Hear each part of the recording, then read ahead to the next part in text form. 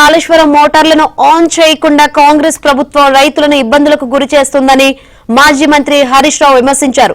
నీటి విలువ తెలియని వాళ్లు పాలన సాగిస్తున్నారని సెటైర్స్ వేశారు. బీఆర్ఎస్ నేతలపై కోపంతో రైతులను ఇబ్బందులు గురి చేస్తున్నారని మండిపడ్డారు. మేడిగడ్డ బ్యారేజ్ మరమ్మతులు చేయడానికి ప్రభుత్వం ఎందుకు ఆలోచిస్తుందని ప్రశ్నించారు.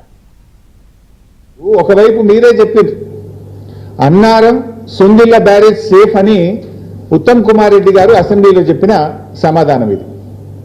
Annaram barrage Sundilla barrage perfect ఉంది, ఇబ్బంది లేదు అని అసెంబ్లీలో ఇది ఉత్తమ్ కుమార్ రెడ్డి గారు చెప్పిన సమాధానం. మరి Annaram safe, Sundilla safe, Kannepalli pump house perfect ఉన్నది, నదిలో నీళ్లున్నాయి, మోటార్ ఒత్తితే లక్షల ఎకరాల్లో పంట పండుతుంది కదా, ఎందుకు ఈ నిర్లక్ష్యం?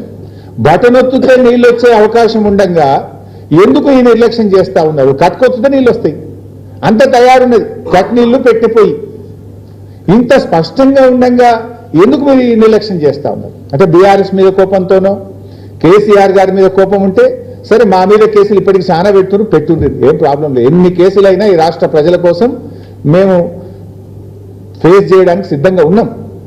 కానీ రైతులకు ఎందుకు శిక్ష వేస్తున్నారు, రాష్ట్రానికి ఎందుకు నష్టం చేస్తున్నారు అని మేము అడుగుతా ఉన్నాం. కిషన్ రెడ్డి, రేవంత్ రెడ్డి, కాంగ్రెస్ బీజేపీల మధ్య ఢిల్లీలోనేమో కొట్లాడతారు, గల్లీలోనేమో అలాయి బలై చేసుకుంటారు.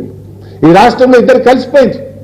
కలవకపోతే ఎస్ఎల్బీసీ టనల్ కుప్పకూలి ప్రాజెక్టు భవిష్యత్తు ప్రశ్నార్థకమైతే ఎందుకు ఎన్డీఎస్ఏ రాలేదు నేను అడుగుతా ఉన్నా. ఇలా పోలవరంలో కూలిపోయింది, మరి అక్కడ ఎన్డీఎస్ఏ పోలే, ప్రత్యామ్నాయ డిజైన్లు చేసిండ్రు, రిపేర్ స్టార్ట్ చేసిండ్రు, ఇప్పుడు కొత్త డయాఫ్రేమ్ వాళ్ళు కడుతూనే ఉన్నారు. మరి ఆడ కట్టినప్పుడు ఈడెందుకు కట్టరు? ఈడ ఎన్డీఎస్ఏ పేరు మీద ఎందుకు కాలయాపన చేస్తున్నారు? అంటే పోలవరంకో నీతి, కాళేశ్వరంకో నీత, కాళేశ్వరంకో నీతి, ఎస్ఎల్బీసీ టనల్కు ఇంకొక నీత. ఇదంతా చిల్లర రాజకీయం చేస్తున్నారు. ఇలా ప్రజలకు కూడా అర్థమైపోయింది. కాంగ్రెస్ పార్టీ రైతు ప్రయోజనాల కంటే, రాష్ట్ర ప్రయోజనాల కంటే చిల్లర రాజకీయాలకు ప్రాధాన్యత ఇస్తా ఉంది. ఎందుకు మొదటి పంటకు నీళ్లు ఇయ్యరు అంటే చంద్రబాబు నాయుడుకి మళ్ళా పోయిన సంవత్సరం లెక్క నీళ్లు వదిలిపెడతావా? పోయినసారి ఏం చేసింది రేవంత్ రెడ్డి? కృష్ణా నదిలో తెలంగాణ రాష్ట్రం ఏర్పడ్డ తర్వాత అతి తక్కువ నీళ్లు వాడుకున్నది రేవంత్ రెడ్డి ప్రభుత్వం.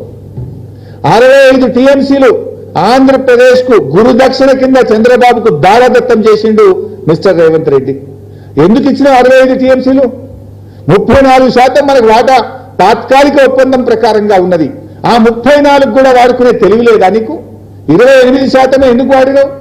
10 ఏళ్ల బీఆర్ఎస్ హయాంలో ఏ రోజు కూడా మేము రేవంత్ రెడ్డి ప్రభుత్వం వాడినంత తక్కువ నీళ్లు వాడలేదు.